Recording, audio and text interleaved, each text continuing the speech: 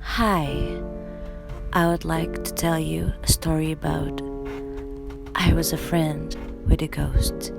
So let's begin. When I was around the age of 4, I had Demon as a friend. Her name was Dorothy and she didn't look like the most ghost I will see. She had purple hair that was always in twin braids. She wore a black dress that went down to her ankles. And her eyes and mouth were completely black out and you couldn't see her tongue or teeth, just darkness and polished skin. But I was never scared of her. She protected me and my sister from a dark figure in our house with us. The figure was constantly trying to kill us and drag us down to hell. But it obviously feared her, so it left us alone. But Dorothy also made people believe that I was psychotic because she would ask me to kill my classmate and random people on the streets. She also gave me really detailed ways of how to dispose of the corpse, like drowning in an acid until it became ashes, and put the ashes in a tea pitcher inside the fridge so my family will drink it. But I never ended up killing anyone, even though I heard them and their plans to murdering them in my drawing books.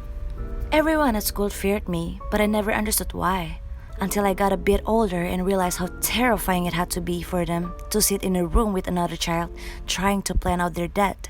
But for the most part, Dorothy was nice. She helped me laugh when I cried and even play with me when my sister didn't feel it. But each night, she broke me out of the house and we walked into a pond down the street from my house and she would sing telling me, "Don't worry, dear child.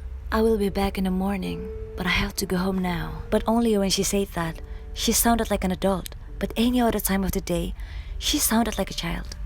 My mom used to believe she was an imaginary friend of mine. But I went under the bed in the closet with her. Even creepier, I would sit in the corner of my parents' room and watch them sleep. Dorothy also taught me how to work again when I was 5. But my parent never found out.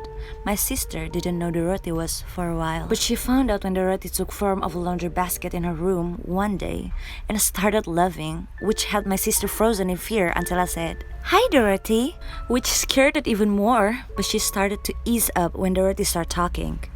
"It's fine. I'm your sister friend, and I want to be your friend too," in a sweet child's tone. My sister ended up being friend with her too in the end, but one day I never got to see her again. It was the normal night for me.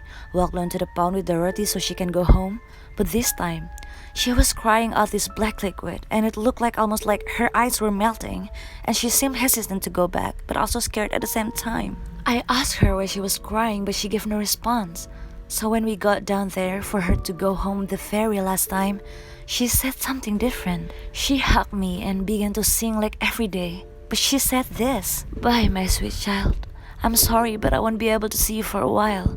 But I will be back one day." Then she broke out in maniacal laughter and tears.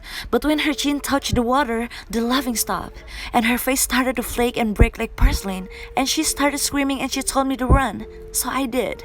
And I never saw Dorothy again. But I was feel bad about it, because I felt like it was a child that drowned that night, but she wasn't a child. She just took form of one.